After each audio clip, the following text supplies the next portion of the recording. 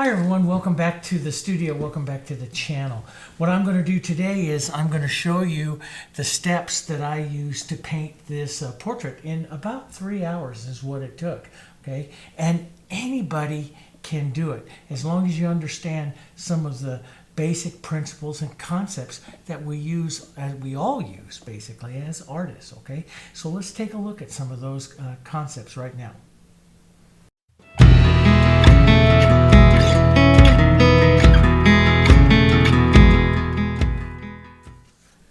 So concepts, techniques, color, form, basically what we call in the elements of art, the line, the shape, the form, color, texture.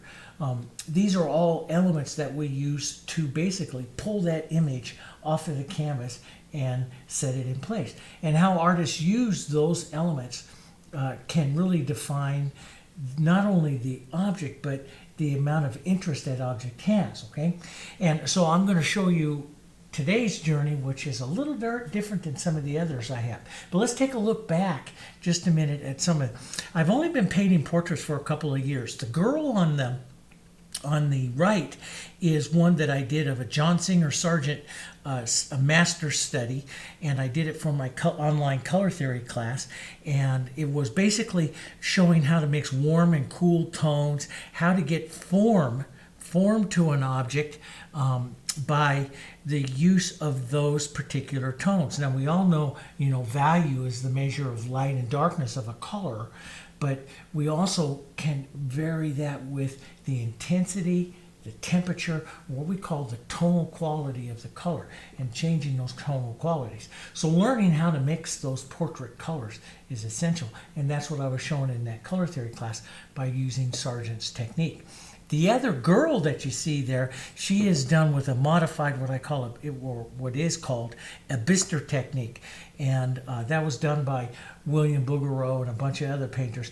But it starts out, you start out with very dull colors, basically a brownish kind of color, then you build the colors up on top of that. And for the acrylics, because acrylics dry darker, what I did was I started out with a lighter version and then built the color down a little bit darker and darker and darker from there. And it worked really well. It gave her a lot of depth. And, I think she's just a touch, a little bit stiff because I overworked it again. But again, I painted less than 10 portraits, and I'm getting there, but I'm not quite there quite yet. But I am getting there. The other two more portraits that I did here this last year was the Jimmy Stewart study, which is also a Bister technique, and again, starting with a very light kind of brownish gray color, put it in the lights and shadows, and then slowly adding the tonal qualities of color. And I really enjoyed that painting. It went quite fast, and it really, I feel, is a technique, especially for acrylics or those of you that want something a little different in oils. It's a technique that works, I think, by far the best, and it's one that I plan on showing a lot more here on the channel. The girl off to the right was done with a Premier Coup technique. Again, another fun technique. That one I started out with darks working to the lights like you do in Premier Coup. You set in some of your different core shadows and then work lighter and lighter and lighter. Just the opposite of what's called a Bister technique. And I loved it. The effect that it gave at the end was quite nice, but I found out that I had to come back several times lightening her flesh, because especially with acrylics, because it kept drawing darker and darker and darker, on me. The next one, and this is one part of my journey that I do like to show, this is animal portraits. I'm really into animal portraits as well, because animal portraits teach you the calligraphy of the brush. Okay, now I get a lot of questions on what's calligraphy. And I first read it about 10 years ago in Al Gurry's book here.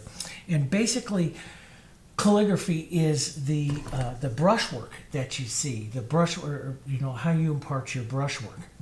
And so we use that brushwork to help set the form, the face, or in my case, when I really wanted to learn it, and I wanted to get a little bit more into human portraits, I went to animals first, because the fur sets the direction and helps you understand the calligraphy and which way your brush has to move when it's going to establish form, one of the elements of art. So I had a lot of fun with that German Shepherd. I had a lot of fun with that particular Arctic fox. Those were really, really fun.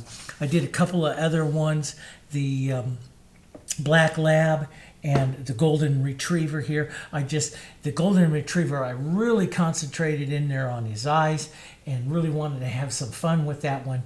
And, and again, get some beautiful calligraphy to his fur down across his chest. For the black lab, that was a great painting again, a study of color where we're learning how to use those blacks. And the whole painting is painted without black. It's how you mix that blacks, warm and cool blacks, and how they get expressed within the painting depending upon the light. So that one was a lot of fun.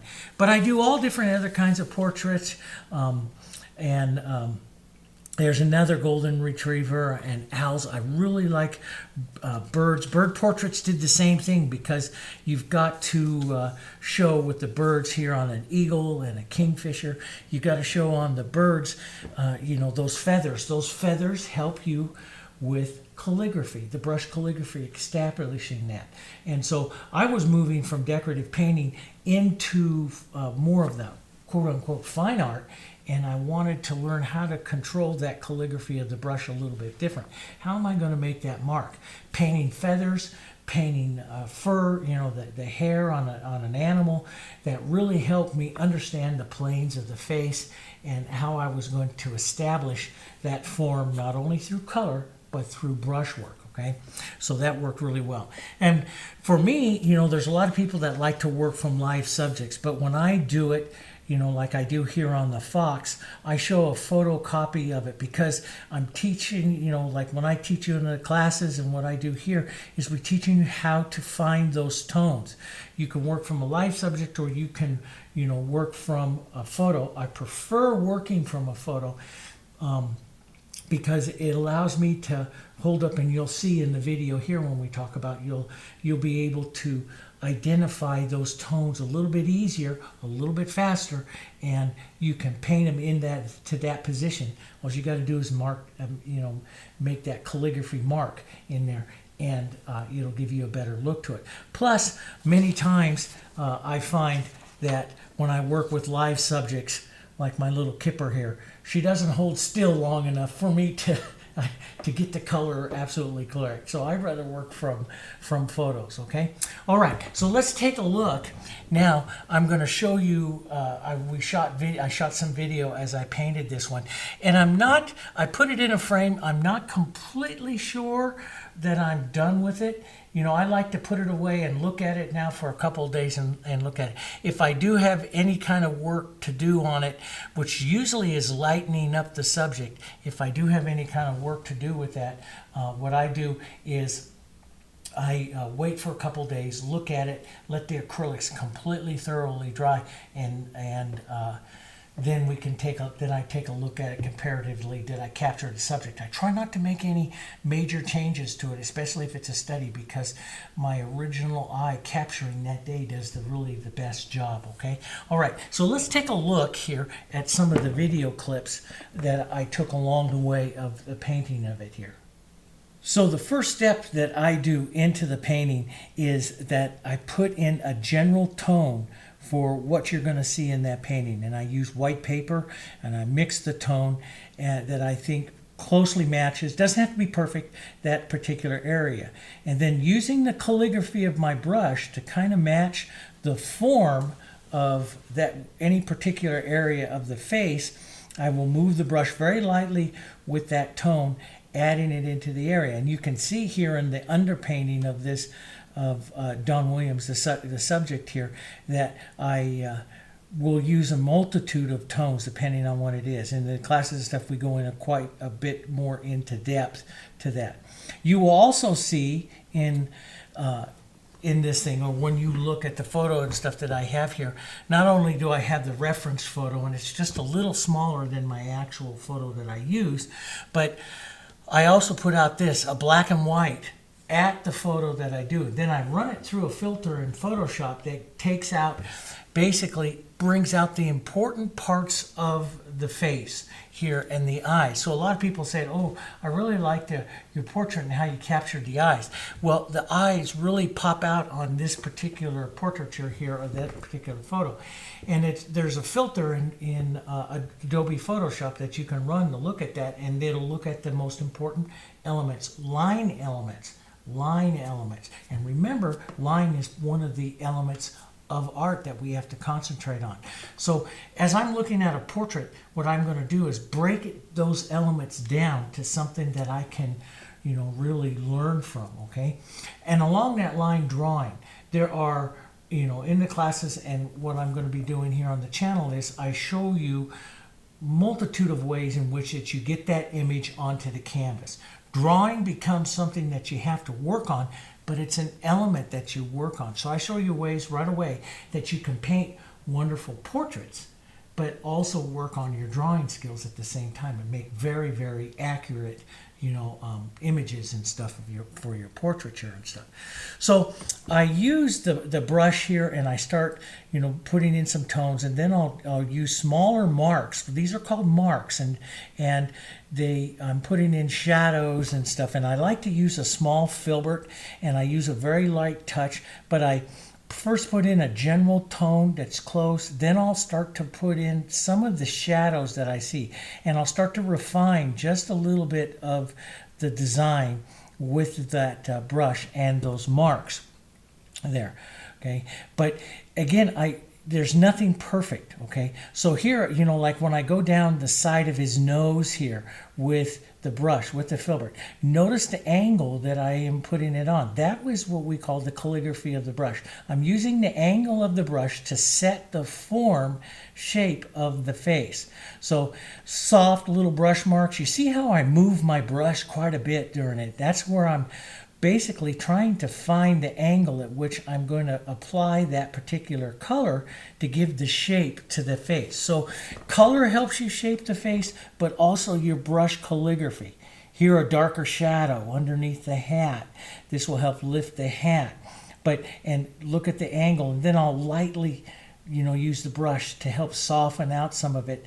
But I'm always very cognizant of how my brush is moving, where my brush is moving. And then I'll add other little elements of hair. Here I'll start the first shadows of like the beard. The beard, I kind of read a little bit about the beard, where it's falling down and stuff. I try to get, at this stage of the painting, there's nothing correct. I don't get wrapped up in having everything absolutely correct, because we're going to change the tones quite a few times. But I do try to find the correct calligraphy and get a tone that's close, and try not to repeat a stroke too many times. Like going across the mustache here, you'll notice I pull across and then up and down here, so I don't try to make too many marks in the same direction. This gives more life and energy to the portrait. Something that I'm discovering as I keep going, as I keep studying portraits here, a little bit more about how you use your brush is so important to establishing the shape and form of the face. Like here, okay, as you're starting to add the eyes. Now the thing is, like, I'll put the eyes in here, and the eyes will go in, and you think, wow, those look pretty good, but the eyes are too perfect for what the face is, and I don't want to put in anything that is too perfect right away. So I come back and blur the line just a bit.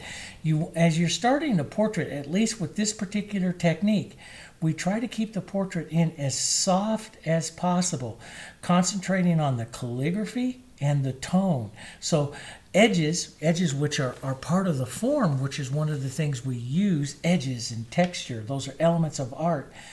Those are some of the things that we're going to use, but we don't want to develop it at this particular stage of the painting. At this particular stage of the painting, everything stays soft, and you're concentrating on calligraphy and concentrating on color. Now, one of the things I do right away, as soon as I possibly can, is get some of the background in. And I do this because of years of teaching that a thing that we call simultaneous contrast. Those of you who study color theory with me, you know that very well. Simultaneous contrast is that a darker color will make everything appear lighter. So before I can really get the tones of the face, absolutely correct, I need to come in and darken, put in some shadows around the outside. We're going to need to put in his hat and his shirt and stuff like that with some direct tones before I get wrapped up too far into the face, because the colors are going to appear to change as I get more color around. And you can see that now as you can see I added even more colors into that, and as we put in the colors here of his hat. And notice in the outside areas here, one thing that's very important that I picked up from John Singer Sargent is that I use a very large brush. Use as large a brush as possible. Now, those of you that study a lot of the paintings with me here on the channel, you notice I'm always telling you, use as large a brush as possible that you can get any kind of area of the painting in. And that comes from Sargent, and it's so very true. It is so very true. I find that. So here, as I'm using this this 1-inch brush here to paint this smaller hat, but I use different corners, different edges of it here, and that gives me different looks. Rather than using a small brush and you might get repetitive marks, this helps you with your calligraphy, the understanding of your calligraphy, the interest that's going to be developed right away in this hat with just a few strokes. So use as large a brush as possible. That is really impossible. And notice here as we start to get in more dark colors, more dark tones, the actual colors that are in his face appear to change, and I haven't changed anything. And that's just coming because now I'm adding this in. So before I start the face out and before I really read everything that goes on with the face, I need to get in some of these other tones, and then I can come in on the face and we can start concentrating on some of the smaller areas and more precisely what some of those tones are going to be, on him here. So it's kind of funny here as I was basing in this coat and stuff like that. I got it a little larger than what I wanted, and I ended up painting it back. But that's some of the stuff that you'll notice along the way, during the painting. You'll notice you'll make little mistakes and everything, but that all works out. But using the brush, using different edges, using flat, the chisel, I try to find how I'm going to, and sometimes sometimes when you see me you see me with my brush and you see me kind of waving it right above, that's where what I'm doing there is something that's really kind of important. And it's something that I say, and this is the big difference, guys. Don't touch that painting until you know what you're going to do with it. Does that make sense? Okay? Don't touch that painting because you're going to make a mistake. So what I do is I'll find that tone. In my mind, I break the painting up into its particular parts. I find that color that I'm going to work. And sometimes like you see me here with the paper that I use here like this, So I find that tone that I'm going to work with. Then the next thing is I kind of hold it up above that area that I'm going to paint, and I kind of figure out how I'm going to work that particular tone in that area to match the plane, the form, the calligraphy that I see in that area on the portrait. Does that make sense? So it's kind of like air practice. You're practicing in the air of what you're going to do and figuring it out. And that is essentially important. So you find the tone, you do some air practice, you make the marks, and you get out. That's what keeps your portraits very casual and very lively. And I found that so true in animal fur. When I was working with animal fur and I was applying the animal fur, I found that quicker brush strokes and stuff and brush strokes that were put on and left alone were much prettier than anything else. So try to remember that, as you're painting, try to remember that, okay? So anyway, I do a little air practice and I'll do a little sketching. Sometimes it's, I use the brush almost in a sketching motion, and I try not to paint very long with the same color. I'm constantly changing colors. using the brush a little different than I did in other things. Sometimes painting with that model dirty brush that you always see me, talk about, and I try to do things, with different pressures. Like here you see different pressures of the brush. Watch the pressure on the brush. Sometimes very light, sometimes heavier, and, very much a sketching thing here. Now, after we've got some of those colors in, we can come in and start to define, some of our areas. I'll take a small filbert. I'll define up and around the, excuse me, the eye. That's what I want to bring out in this particular portrait. Is I really want to do a nice job here on his eyes and stuff. So I'll bring those out. So I'll look at the color of the pupil, the iris, and put some of those darks and shadows in. Then I'll come back, and when you're working with acrylics, this is a difficult thing about the acrylics, is you have to go a little bit lighter. So then what you see, because acrylics dry about one value darker. So there are times into the painting that you're going to work the lights and the darks, and it's going to look really, really light that you're putting on, but it's going to dry down. And so, again, I'm putting on like highlights and stuff. I'll blur edges with my fingers, but I know those lights are going to dry down, and sometimes I'll let them dry down a little bit during the painting so I can see that I'm, what value at which that I'm painting. Color is one of the elements, and so we have to refine it. So, when you're looking at your photo reference here, or your live model, whatever you're using, with acrylics, you have to go a little bit lighter than what you see. And so at points, your portrait will look lighter. And then I continue to develop again and again and again. I'm one that is always that work around. Never take one element, one area into full development until you've worked some of the other areas. Why? Color theory? Simultaneous contrast, because those darker areas that you put on are going to make other colors look lighter. Okay, so work it again and again and again. And during this time, I notice many times my portraits come off just a little bit. Like here, I got his cheek there, and I see it, but it's okay. It's a little bit too wide. And also I'll know that I'll come off on my elements, but that's okay. I can correct that. What I'm looking for as I'm building this is the angle of the brush and the value, the tone, the temperature of the color that I'm putting on. So as I get lighter, darker, I'm putting in more contrast and refining it. Little things like line and the shape of it, I can adjust. I can quickly change that. I have found with myself that tone and color are more important than anything else. So that's what I like to work on. And then I'll come back towards the end of the painting and shape up and change little things. And you'll notice your portraits go through a lot. Here on the nose, again, that nose, find that calligraphy that works into that nose there and puts in that side plane of the nose. So the side plane is going to be built by not only the color or even the socket of the eyes, by the color, but also by the calligraphy, the brush stroke that you use to apply that. Leaving little ridges, little bits of color that is going to show up in that calligraphy to give you that shape and form. The planes of the face, what we're doing. Here I'm adding some light color. Notice how I'm holding my brush. This is that fusion brush, what I like to use in a portrait, in landscapes. You see me do this in landscapes. All you to follow with the landscapes. I do this all the time in landscapes.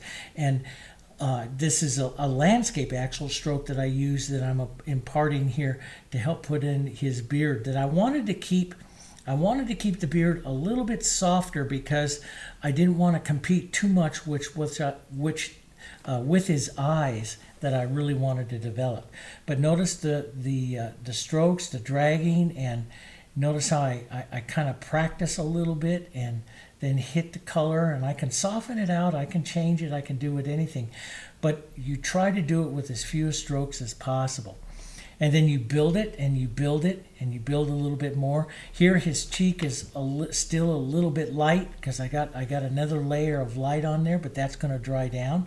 But before I can really judge that light, I've got to go in and give a little more detail to the hat. And when you're watching the videos and stuff and we're painting together, always watch the way in which I use my brush. Like I'll pull it on the flat, I'll push it up onto this chisel, I'll use different edges of the brush to do different things. And that is so essentially important. Like I'll pull right along the edge here of the hat, right with the highlight, see that?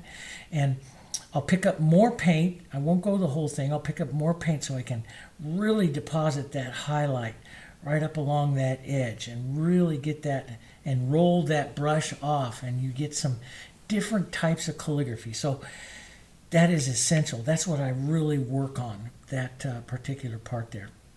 And and watch the angles at which I'm pulling, which helps that edge of that hat roll and stuff. So there's a lot to it. And again, working again. Notice how the cheek is dried down just a little bit more. My colors come back in. And I come back and my eye gets smaller at this point. Putting in, you notice my brush marks now start to get smaller and smaller as I'm looking for smaller little bits of tone, little areas of tone in different areas. And so there's no more big marks like we did before. Now it's smaller little tones, what we call half tones. We'll talk more about that in other lessons, but half tones of working it that define and move through the face just a little bit more. So, and then after I filmed that, then I worked it just a little bit more to get where I am today. The total painting time on this is about 3.5 hours, not quite 3.5 hours. I was trying to do it in 3. I give myself time paintings when I want to learn. Tried to do it in 3, ended up 3.5, but that's okay. And and it's techniques. This is the big thing, guys. Okay, when you go out there and you look at the channels and you look at, there's a lot of magnificent portrait painters. I'm a brand new portrait painter. Okay, I don't even consider myself really a portrait painter. Because I've painted less than 10. But to me, and what I want to do on my channel, and what I want to do with all of you, I believe every single one of you can paint, okay? And what we have to do is break it down to those elements of art: line, shape, form, color, textures. There's the space around it. That's another element of the art. But when you get into that color, you got to have that value, that intensity, that temperature. You got to have what is called the tonal qualities of color. How do you make those colors? So that is a whole element of it. Drawing it is a whole element of it. Okay, and then the calligraphy and stuff that you're going to use is a whole element of it. It can all be learned, and you can, even if you're not a portrait artist like myself, you can make nice ones if you break those elements out. And that's what you're looking for. You're not just going to sit down and paint this portrait. You're going to break that element. What is the element that I'm adding now? If I'm going to do this cheek, how am I going to do this cheek with the color, the tone, the shape of it, the form of it, how I'm going to make the form of it, and how am I going to apply it? What angle at which with that brush am I going to apply it? It can all be learned. So I'd like to do a little bit more. I'm thinking about doing it into our membership. So for those of you that are interested in following closer what we do here on the channel, we do have a membership, okay? I do ask you that you should take just a moment if you want to, follow along and see some of this stuff. Make sure that you subscribe. Make sure you hit that little bell that lets YouTube notify you when I come up with a little video, because I'm going to be going a little bit more into this, not only with this, but with the flowers, the roses. We're going to do a couchoir composition, big floral composition next, and I'm going to be talking about the elements, okay, the elements of that art as we paint it, so we start to learn that, and then we'll go more into portraiture. So if you want to see more in portraiture and stuff, if you want to talk a little bit more about those elements and learning this particular way, make sure you subscribe. Make sure you write a comment down to the bottom there We'd love to hear from you, okay? I'd love to show you a little bit more about what it is that I do and how I approach the portraits, which is a little, I've studied all the masters and then I apply it to a little bit more of what I do as an artist. And it's a lot of fun. We can have a lot of fun along the way, okay? All right, thanks for joining me. That gives you just a brief look at something like that, how we can capture an image in a pretty short time when we break out the elements of art. Thanks for joining me with this. We'll talk about the elements in the next video coming up in another 3 days. I think it's scheduled out. We have a big Couchoir floral, okay? All right, guys, and I'll see you next time.